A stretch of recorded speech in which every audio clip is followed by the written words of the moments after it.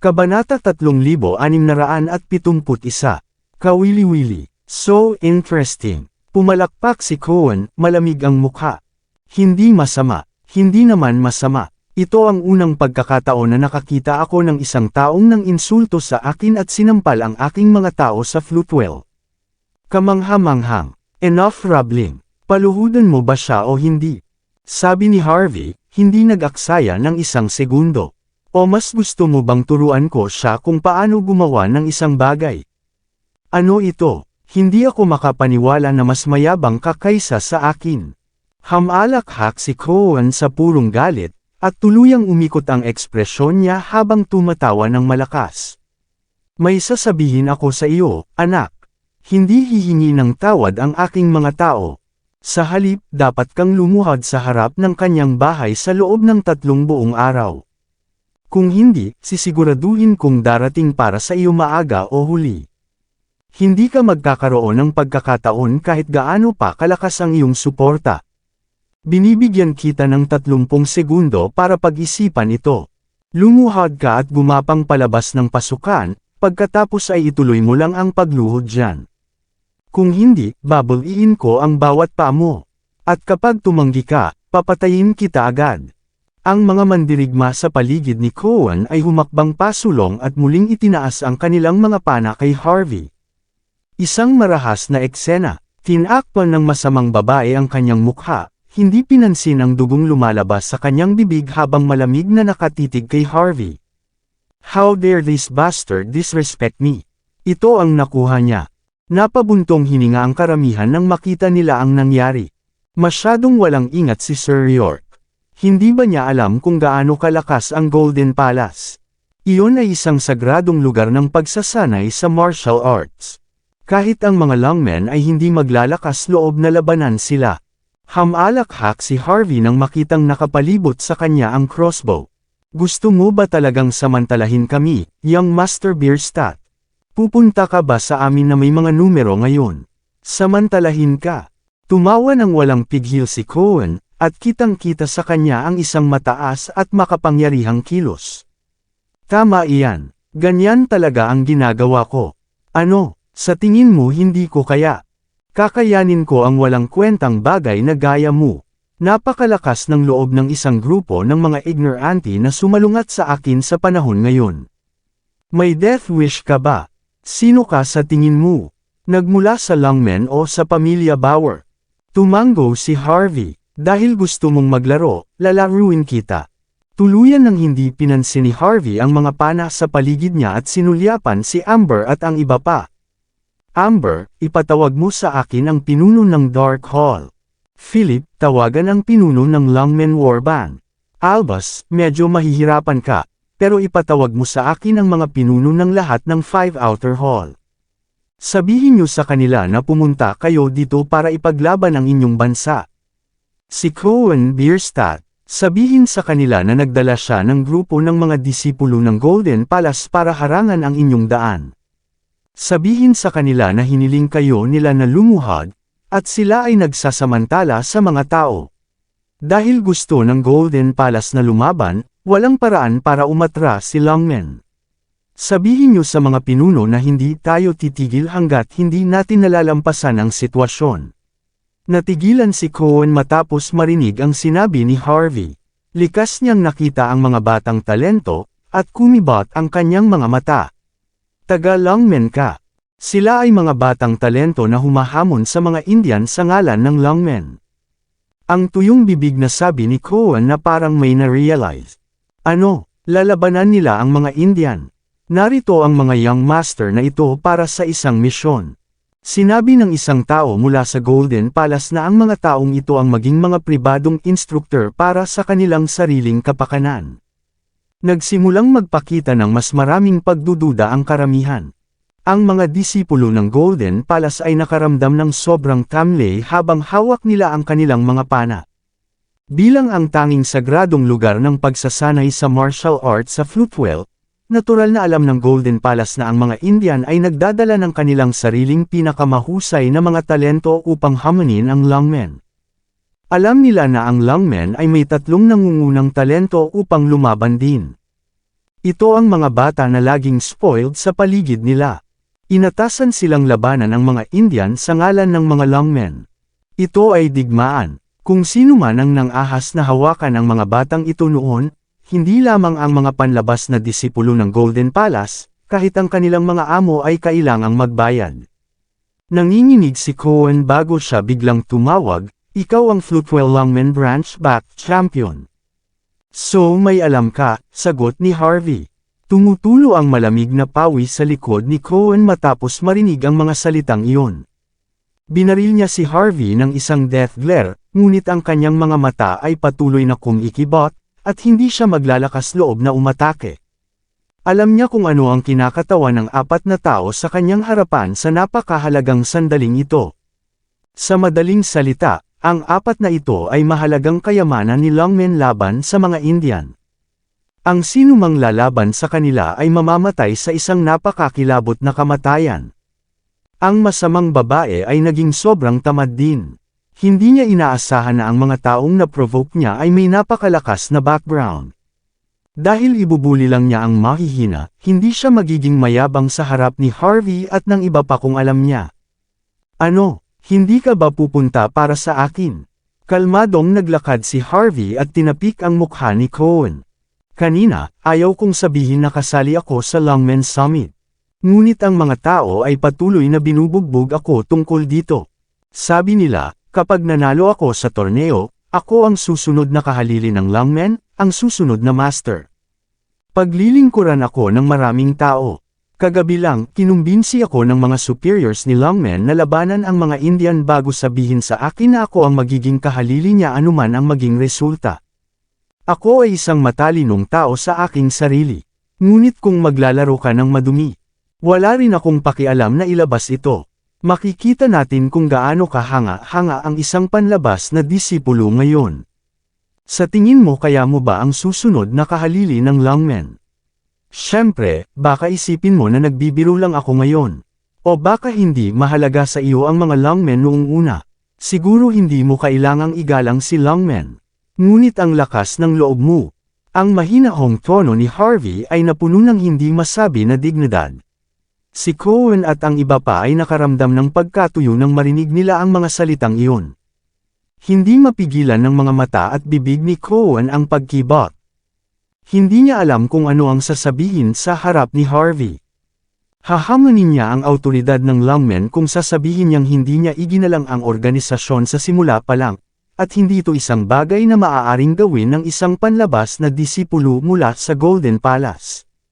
Magkagayunman, magiging kawalang galang niya ang kanyang sarili kung makikilala niya ang mga Longmen at ang pagkakakilanlan ng mga taong nasa harapan niya. Kaya, si Cohen ay hindi maglakas loob na magsabi ng isang salita. Tahimik lang siyang nakatingin sa baba, nakakapangilabot ang mukha.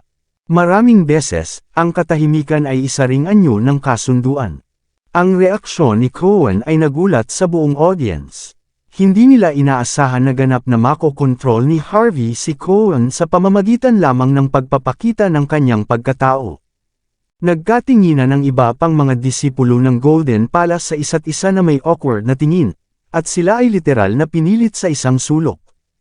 Mukhang may gamit pa si Longmen. Matapos makita si Cohen na nanatiling tahimik, tumawa si Harvey bago tumingin pabalik sa 3 gulat na mga batang talento. May natutunan ba kayo pagkatapos ng nangyari ngayon? Hayaan niyong ituro ko sa inyo ang inyong unang aralin. Lagi niyong tretuhin ang mga tao gaya ng gusto niyong tretuhin nila sa inyo. Ang parehong bagay ay nangyayari sa kabaligtaran. Kung may sumubok na gamitin ang kanyang katayuan, background, o kapangyarihan para yerokan tayo. Ang kailangan lang nating gawin ay lumaban sa uri. Naiintindihan niyo ba? Nagulat si Amber sa kanyang mga mata, at natarante siya nang makita ang alalay na figure ni Harvey. Sa kanyang mga mata, ang mga bayani ay palaging mapagkakatiwalaan at malalakas na tao. Ngunit ang imahe ni Harvey ay ibang-iba mula doon. Sabi nito, naramdaman niyang tama si Harvey. Laging may mga taong hindi kayang respetuhin. Ang pakikipaglaban ay palaging kinakailangan. Si Albus at Philip naman ay nakatitig kay Harvey nang may pagtataka. Akala nila napaka-cool ni Harvey, Agad na pinatahimik si Cohen sa ilang salita lang. Si Cohen ay may kakilakilabot na ekspresyon sa kanyang mukha nang makita niya si Harvey na nagpapadyak sa kanya habang tinuturuan ng leksyon ang tatlong batang talento. Kung siya ay sumuko doon, siya ay magiging pinakamalaking biro ng Floatwell mula ngayon. Kinagat ni Cohen ang gilid ng kanyang bibig bago siya bumulalas. Don't you dare cross the line, Harvey. Hindi ikaw ang kahalili ng lungmen at hindi rin ikaw ang young master. Ibinibigay ko ang aking paggalang kay lungmen. Hindi sa iyo. Mas mabuting ituwid mo ito. Ganoon ba? Casual na tinapik ni Harvey ang mukha ni Cohen. Tama na ang tahol. May itatanong ako, sa aking kasalukuyang katayuan at pagkakakilanlan. Sa tingin mo kaya kitang labanan o hindi? Sasabihin ko sa kapatid ko na isumbong ito sa mga lungmen, Harvey. Ang iyong immoral na pag-uugali ay magdudulot sa iyo ng iyong karapatan na ipaglaban ang bansa. Malamig na bulalas ni Cohen. Ganyan ba kahanga-hanga ang kapatid mo? Tumawa siya, dahil nagpahayag ka ng iyong suporta, ibig sabihin, ang aking katayuan ay kapakipakinabang ngayon, tama ba? Itinapat ni Harvey ang likod ng kanyang palad sa isa sa mga tagasunod ni Cohen, at sinampal ang huli. Ikaw na masama, akala mo ba isi-target kami? Nagalit ang isa pang tagasunod, at agad na itinutok ang kanyang palaso sa ulo ni Harvey. Oh, tinakat mo ako, hilahin ang gatilyo kung maglakas loob ka.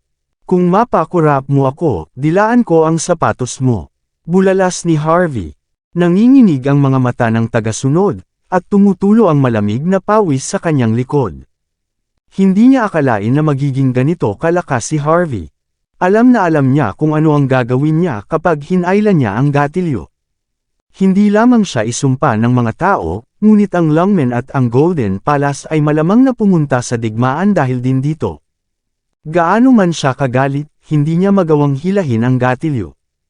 Ano, hindi mo kaya? Ang duwag. Sinampal ni Harvey ang estudyante. Tahimik siyang humakbang pasulong bago pumunta sa iba pang mga mandirigma. Dinig na dinig sa buong lugar ang tunog ng mga sampal. Sa isang saglit lang, lahat ng mayabang at nangingibabaw na mga disipulo ng Golden Palace ay sinampal sa lupa, at hindi man lang sila naglakas loob na magsalita habang tinatakpan nila ang kanilang mga mukha. Kung sa ibang araw, hindi sila matatakot sa pagkakakilanlan ni Harvey. Gayunpaman, si Harvey ay isang pambansang kayamanan bago ang kanyang pakikipaglaban sa mga Indian. Ang sinumang maglagay ng isang daliri dito ay mamamatay sa isang napakakilabot na kamatayan. Malamig na tumawa si Rachel bago iwinagayway ang kanyang kamay, agad na kinuha ng mga alagad ng lungmen law enforcement ang mga panamula sa mga kamay ng mga tagasunod. Sumama ang ekspresyon ni Cohen nang makita si Harvey na may kasamang reinforcements. Kung mayroon pa rin siyang pagdududa noon, ngayon ay maaari niyang kumpirmahin ang pagkakakilanlan ni Harvey. Ang bastos na ito ay hindi mapoprotektahan ng lungmen's law enforcement kung ang lungmen ay walang pakialam sa kanya. Pagkatapos naganap na mapahiya at makita ang Golden Palace na dumaranas ng gayong pagkatalo, pinandilatan ni Cohen si Harvey na may malungkot na tingin. Naiintindihan mo ba ang ginagawa mo ngayon? Pagsisisihan mo ang pakikipaglaban sa Golden Palace. Anong mangyari? Sagot ni Harvey. Mayroon akong lahat ng oras sa mundo para sa paghihiganti. Ito ang unang pagkakataon na nahaharap siya sa gayong kahihiyan. Gusto niya talagang sirain si Harvey. Gayunpaman, nagawa niyang pigilan ang kanyang nararamdaman. Alam niyang kapag umatake siya, siya ang magdurusa.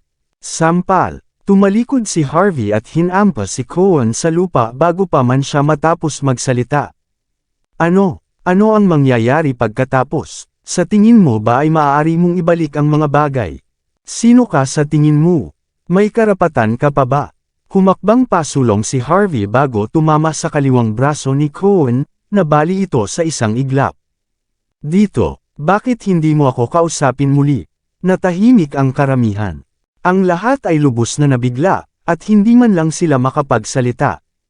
Walang maniniwala na naglakas loob si Harvey na year-okon si Cohen kung hindi nila nakita ang nangyayari sa harapan nila. Gayunpaman, nabali ni Harvey ang braso ni Cohen nang walang pag-aalinlangan. Ito lamang ay sapat na upang mabigla ang karamihan. Ang mga tao na dumating upang pukawin ang kaguluhan ay patuloy na nanginginig ng hindi mapigilan, at tuluyan ng nawala ng kulay ang kanilang mga mukha. Tiyak na kakilakilabot ang kanilang kahahantungan kung ang kanilang suporta ay masisira ng ganito. Ano, hindi ka na makapagsalita? Tahimik na tumingin si Harvey kay Cohen, na pawis habang nakaluhod sa lupa at hawak ang bali na braso. Pagkatapos ay sinulyapan ni Harvey ang masamang babae at malamig na sinabi, "Luluhod ba kayo? O gusto mo bang tulungan kita?" Maraming salamat sa lahat ng sumusubaybay. Please subscribe and follow my YouTube and Facebook channel, Pilipino Novel. Maraming salamat po.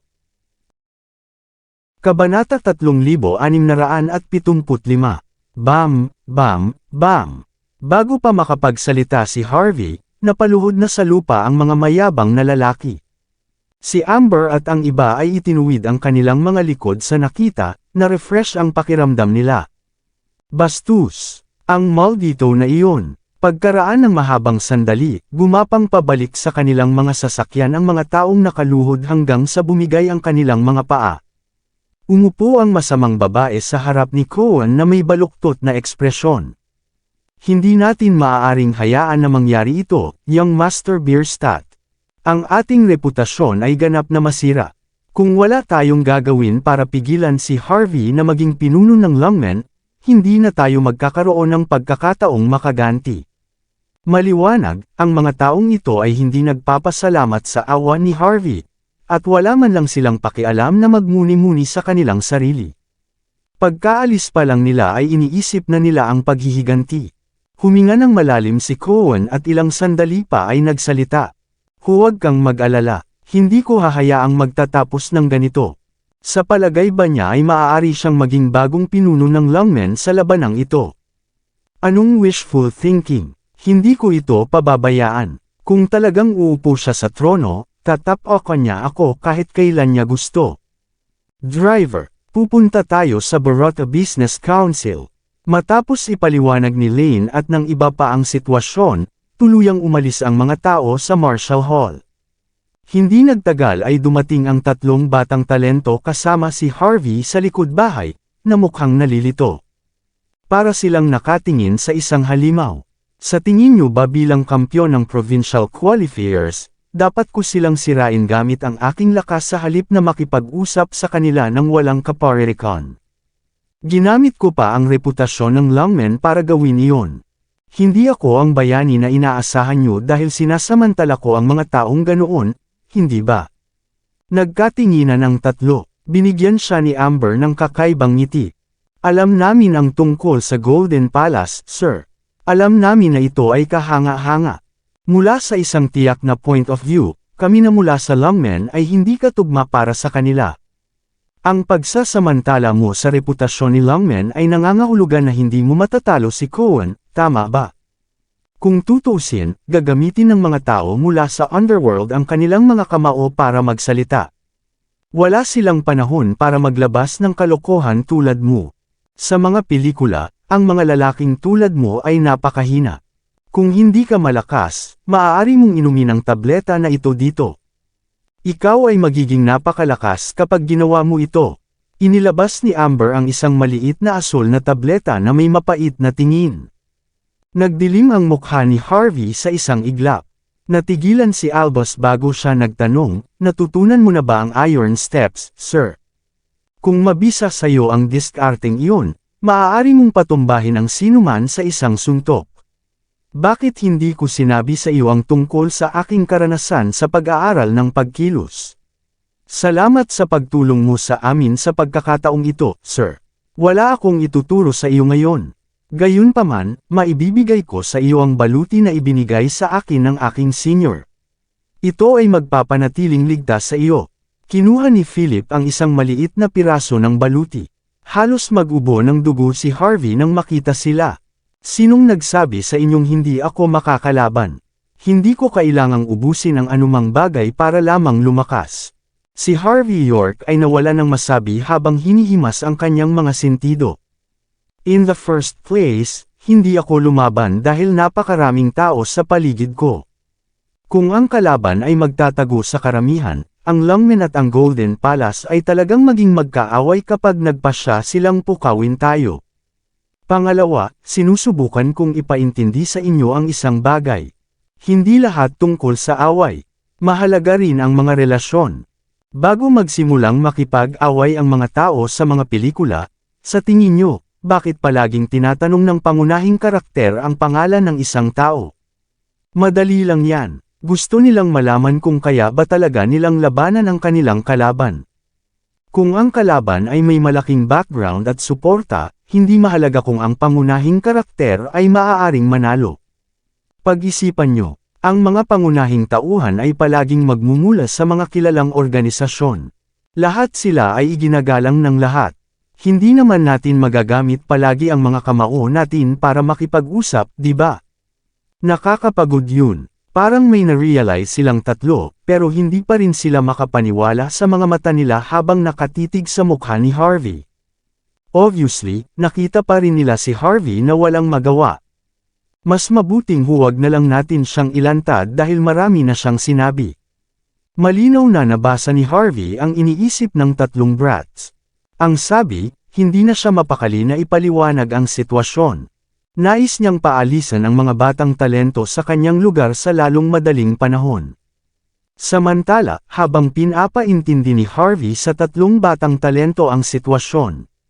Sa loob ng manor ni Freddie Garcia sa Floatwell, isang dosenang Indian ang nagtipon upang manood ng video sa isang computer. Si Amber Lavigne at ang iba pa ay makikita sa footage na nagle-lecture sa ibang mga estudyante. Seryoso ang mga mukha ng mga Indian habang patuloy silang nagsusulat. Maging ang mga nakakahiyang sandali ni Cohen Bierstadt ay malinaw na naedokumento. Naturally, sila ay nakatipon at digested ang bawat piraso ng impormasyon na maaari nilang makuha. Makalipas ang kalahating oras, lumabas ang ilang nakasuot na matandang lalaki. Napakaayos ng buhok nila. Isang hindi masabi na aura ang maaaring maramdaman na naglalabas mula sa kanila sa sandaling iyon. Nagpakita ng malamig na tingin ang nangungunang matanda bago ibinaling ang tingin sa 12-dosenang mga Indian na nasa harapan niya. Bawat tao, ang tatlo na nakita ninyo sa tape ay walang iba kundi ang mga nangungunang talento ng 8 inner and outer halls ng Lungmen. Sila ang magiging pinakamatitinding kalaban natin. Si Amber Lavigne, Philip Steele, at Albus Robbins. Ang tatlong ito ay hindi lamang bahagyang mas malakas kumpara sa lahat ng nakalaban natin noon. Ayon sa aming impormasyon, ito ang pinakadakilang trump card na pinalaki ni Lungmen. Kung manalo tayo, magagawa nating sirain ang Lungmen. Ang bansa H ay nasa ilalim ng ating mga paa. Ang India ay tatayo sa tuktok ng mundong ito. Matapos pasayahin ang mga batang mandirigma, nagpatuloy ang matanda sa pagsasalita. Nanood ba kayong lahat ng tape ngayon? Sabihin niyo sa akin, gaano kayo katiyak na mananalo kayo sa tatlong ito? Ang matandang iyon ay walang iba kundi si Axel Garcia mismo. Nagpakita ng death glare at nakakatakot na pagmamalaki si Axel Garcia. Ang mga Indian na naruroon ay likas na ibinaba ang kanilang mga ulo. Ni hindi sila naglakas loob na salubungin ang kanyang mga mata. Wala ba sa inyo ang sasagot sa akin? O sinasabi nyo ba na wala kayong tiwala sa lahat? Hindi ito nangyari nung hinahamon nyo ang mga kampyon sa probinsya, sabi ni Axel sa malalim at pantay na tono. Sabi nyo hindi makakalaban sa atin ang bansa H, at kayang sirain ng India ang kanilang kabataan nang walang ginagawa ang ating nangungunang talento. Ano? Sumuko na ba kayo ngayon? Nagkatinginan ang lahat ng Indian bago sila tumayo na nakayuko. Masyado kaming mahina, sir. Malamig na senggal ni Axel. Hindi ko kailangan na sabihin niyo sa akin iyon. Hindi niyo ba narinig ang tinatanong ko? Gaano kayo kakumpiyansa na talunin ang tatlong batang talento? Hindi lahat, sagot ng isang lalaki na may malungkot na tingin. Pero dahil digmaan ito, lalaban tayo sa lahat ng mayroon tayo, kahit hindi tayo kalaban sa kanila. Gagawin natin ang lahat para protektahan ang dignidad ng ating bansa. Lalaban tayo, sabay-sabay na sigaw ng iba pa. Medyo maingay, pero at least may espiritu doon. Mabuti. Napakahusay. May kasabihan, ang lakas ng loob ay kasunod ng kahihiyan. Bahagyang tumanggaw si Axel, mabuti na alam niyo na hindi kayo katugma sa tatlong batang talento. Kung tutuusin, maaari kayo lamang manalo sa isang labanan kung kilala niyo ang inyong sarili at ang inyong kaaway. Kung hindi niyo magawa ang isang bagay na simple, wala kayong karapatang lumaban. Ang mga tao ng India ay unti-unting nagkaroon ng kumpiyansa matapos marinig ang mga nakakaaliw na salita ni Axel. Ngunit bago pa sila makapagpatuloy sa pagsasalita, umalangaw ang isang boses sa di kalayuan. Sinabi ko na sa iyo, Mr. Garcia, ang mga taong ito ay hindi sapat upang bigyan tayo ng tagumpay. Si Amber at ang iba pa ay mga batang talento ng Longmen. Ginamit ng 8 inner and outer halls ang kanilang dugo, pawis, at luha para sanayin ang mga ito. Itinuring silang pinakamahusay kahit na sa mga nakababatang henerasyon ng country age. So what if may self-awareness ang mga walang kwentang scum na tulad nila? Paano kung kilala nila ng husto ang kanilang kaaway? Hindi sila mananalo. Hindi lang si Amber at iba pang mahuhusay na bata, lubos silang sinasanay ng Longmen. Maaari nilang matutunan ang anumang gusto nila. Sa puntong ito, silang tatlo ay may kaalaman upang bumuo ng kanilang sariling estilo ng martial arts. Ang mga taong ito ay hindi makakalaban sa kanila kung ang mayroon lamang sila ay mga aklat na pag-aaralan. Pero huwag kang mag-alala, kasama ko, sina Ryland Berlo, at Zoe Garcia. Tiyak na dudurugin nating mga makapangyarihang Indian ang maralitang tao ng bansa H sa lalong madaling panahon. Upang matapos ito ng mas maaga, sa palagay ko ay dapat nating laktawan ang mga pagsasaayos. Lalabanan natin agad si Amber at ang iba pa. Tatadtarin na lang natin silang lahat. Maya-maya, dumating ang isang lalaking nakasuot ng tradisyonal na Indian na damit kasama ang isa pang lalaki at isang babae. Ang tatlong ito ang nangungunang tatlong talento ng kabataang henerasyon ng India. Lahat sila ay mula sa pamilya Knight. Hindi lamang sila ay may napakalaking katayuan, ngunit sila rin ay napakahusay na mga mandirigma. Matapos marinig ang mga salita ni Danny Burton, nagsalita si Ryland Berlo sa tabi niya.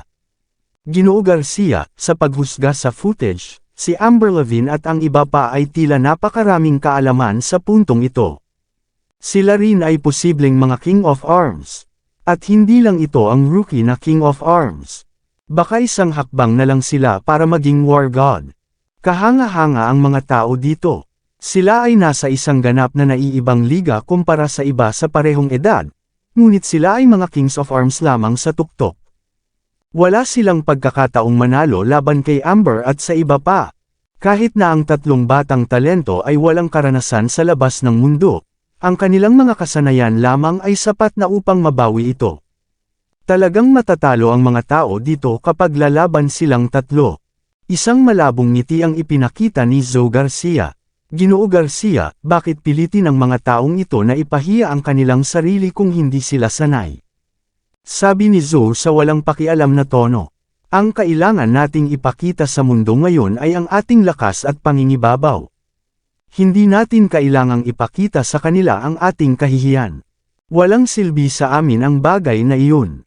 Nakasimangot si Axel Garcia habang tinatitigan ang nangungunang tatlong talento ng India. Alam kong malakas ka, naniniwala din ako sa kakayahan mo. Kung tutuusin, lahat kayo ay pinalaki ng nangungunang 10 eksperto sa ating bansa. Sabi nga, hindi ko nais-nais na lumaban kayong tatlo sa ngayon. Ito ay digmaan, kung tutuusin. Dapat tayong mag-ingat dito. Kung matatalo ka, wala na tayong maaasahan. Ang pinakamahusay na hakbang ay ipadala ang mga taong ito upang labanan muna si Amber at ang iba pa.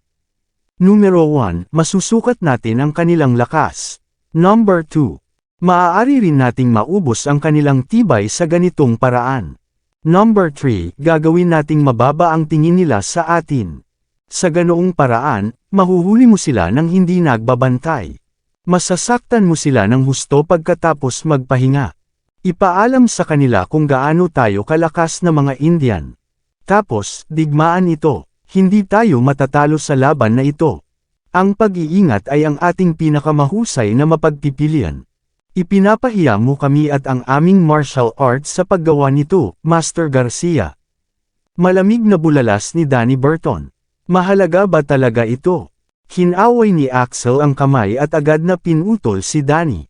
Dapat niyong malaman na ang laban na ito ay hindi lamang tungkol sa pagbawi ng ating pride mula sa nangyari sa Floatwell noon. Wala tayong choice kundi ang manalo para makapagbigay tayo ng karangalan sa ating bansa. Ang ating kinabukasan sa dulong silangan ay kasangkot din sa laban na ito. Ang pagbabagong ito ay makakaapekto sa lahat. Hanggat maaari nating makuha ang tagumpay, ang orihinal na intensyon ay hindi mahalaga. Ang pagmamataas at dignidad ay hindi rin kailangan. Ang resulta lang ng laban ang magdedetermina ng lahat. Wala nang iba, kung hindi natin matatalo ang lungmen, kung hindi natin aapakan ang bansa paano tayo makakapag-ulat pabalik sa hari ng India? Sa wakas ay nagpakita ng seryosong ekspresyon sa mukha si Danny at ang iba pa matapos marinig ang pamagat. Nagkatinginan ang tatlo bago sinabi ni Danny. Hindi ko maintindihan ang sinasabi mo, at wala akong pakialam na intindihin. Sa aming natutunan, ang kadalisayan ng martial arts ay nangangahulugan ng lahat. Ang pag-alam ng higit pa ay malamang na makakaapekto sa ating mga kakayahan. Siyempre, susundin namin ang utos mo. Sabihin sa amin kung paano lumaban. Hindi mahalaga kung ito ay patas o hindi. Ang sabi, nabanggit mo ito sa amin noong ipinatawag kami. Sinabi mo sa amin na pumunta kami upang maghiganti para kay Cody Garcia. Hindi lamang namin sinusubukang bawiin ang aming katanyagan, ngunit sisirain din namin ang mga bastard na sumisira sa aming reputasyon at nagpahiya sa amin. Pipilitin natin siyang pasanin ang kahihiyan ng buong kasaysayan. Ngunit hindi mo man lang siya nabanggit kahit isang beses. Hindi ba siya sasali sa susunod na laban? Narinig ko na tinawag niya kami sa tuktok ng Floatwell makalipas ang 1 linggo. Sinabi niya na matatalo niya tayo ng mag-isa, hindi ba? Sina Ryland Berlo at Zoe Garcia ay nagkaroon ng seryosong ekspresyon sa kanilang mga mukha matapos marinig ang tungkol kay Harvey York. Pagkatapos ng lahat, ito ang taong nagawang talunin ng isa sa 3 demonic monks. Kahit na ang mga tao ay nagkakalat ng mga alingaw-ngaw, na nagsasabi na si Harvey ay nanalo sa pamamagitan ng maling taktika. Alam ng 3 nangungunang talento na ang panalo ay panalo pa rin. Ito lamang ay sapat na upang patunayan ang husay ni Harvey. Kumpara kay Amber Lavigne at sa iba pa, mas maingat sila kay Harvey noon. Sayang hindi sinabi ni Axel Garcia ang pangalang iyon kahit minsan. Harvey, gusto niya tayong labanan. Nakasulat sa buong mukha ni Axel ang panghahamak. Ang yabang na tao, masyado siyang mayabang. Kung tutuusin, hindi lang tayo ang kalaban niya. Marami rin siyang laban sa kanya sa Floatwell. Kumpara sa amin, mas marami ang ayaw siyang manalo. Marami pa ang ayaw na umakyat siya sa trono. Kaya nga may inayos ako para lang sa kanya. Kahit na magpakita siya sa laban, wala siyang magagawa. Aaminin niya ang sarili niyang pagkatalo. Ginagarantiya ko ito. Nang makita ang kumpiyansa na tingin ni Axel, nagkatinginan si Danny Burton at ang iba pa. Nagtataka kung saan niya nakuha ang kanyang lakas ng loob. Base sa hitsura ni Axel, malamang na nagsasabi siya ng totoo. Pagkatapos ng lahat, ito ay digmaan. Etreto mo na lang si Harvey as a lost cause. Magkunwaring patay na siya, hindi mo na siya kailangang isipin. Sinabi ni Axel sa lahat ang mga detalye at ipinagpatuloy ang kanyang pagsasalita. Iba ang inaalala ko. Paano natin matitiyak na makakamit natin ang tagumpay laban kay Amber at sa iba pa? Nagkatinginan sina Danny at ang iba pa bago nila sinimulang pag-aralan ang sitwasyon. Lumipas ang oras ng unti-unti. Bago makaisip ang 3 ng angkop na plano, isang Indian na gwardya ang tumakbo sa harapan niya na may paggalang na nagsasalita. May ilang tao mula sa bansa na gustong makita ka, Mr. Garcia. Sabi ng nasa harapan galing sila sa Golden Palace. May importante daw siyang gustong pag-usapan sa iyo. Gusto niyang bigyan mo siya ng pagkakataon. Itinuro ng gwardya si Cohen Bierstadt sa screen. Ayan siya, wala talagang interes si Axel sa grupo ng mga tao, pero bigla siyang natawa nang makita si Cohen, na sinampal ni Harvey kanina. Napaka-interesante. Nagtataka ako kung paano ko haharapin si Amber at ang iba pa. Tiyak na may ideya ang lalaking ito. Bilasan mo at papasukin mo sila. Hindi.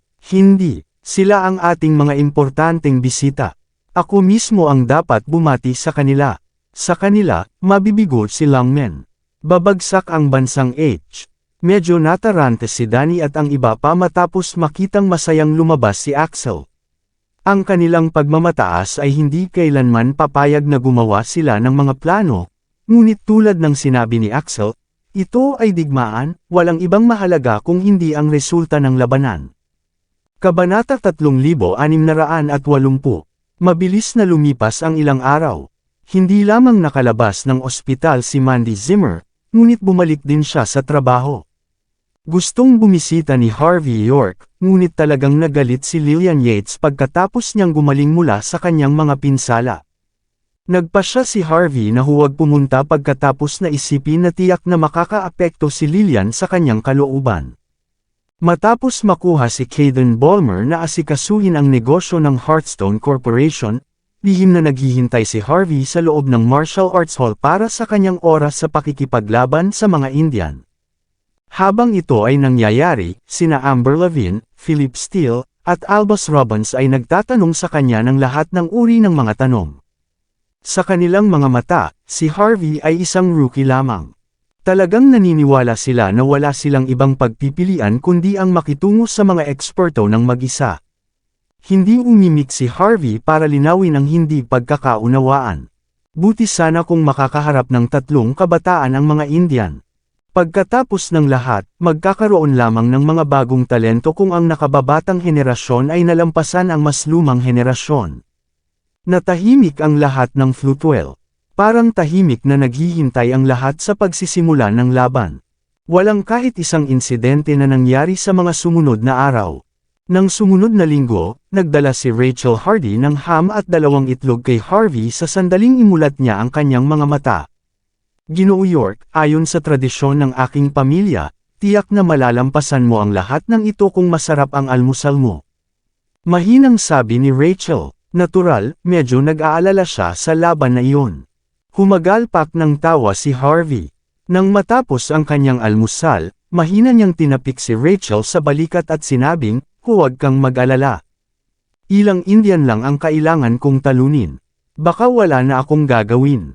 Pagkatapos ay pumara ng taxi si Harvey at dinala sina Amber at ang iba pa sa Floatwell Gymnasium. May 3 palapag. Ang pinakamataas na palapag ay ang pinakamataas na punto sa buong lungsod. Kaya pala tinawag na Floatwell's Peak ang floor na ito. Dito pinili ni Harvey na labanan ang mga Indian. Habang inaabangan ng lahat ang laban, ang buong venue ay napuno ng mga tao sa oras na ito. Karamihan sa kanila ay elite longmen din. Kasabay nito, narito rin ang mga tao mula sa Floatwell Martial Arts Alliance. Bukod sa kanila, dumating din ang mga kinatawan mula sa Far East, South Sea, at Europe Martial Arts Alliance upang saksihan ang laban. Ang 4 na alyansa, kasama sina Bryce Kennedy at Axel Garcia, ang mga hukom ng laban. Hindi mabilang na mga infrared camera at drone ang umiikot sa himpapawid upang matiyak ang patas na laban. Kahit sa ibabaw, nakita ni Harvey sina Damian Steele, Fisher Bennett, at ang iba pa mula sa malayo na sumalubong sa kanya nang makapasok siya sa loob ng lugar.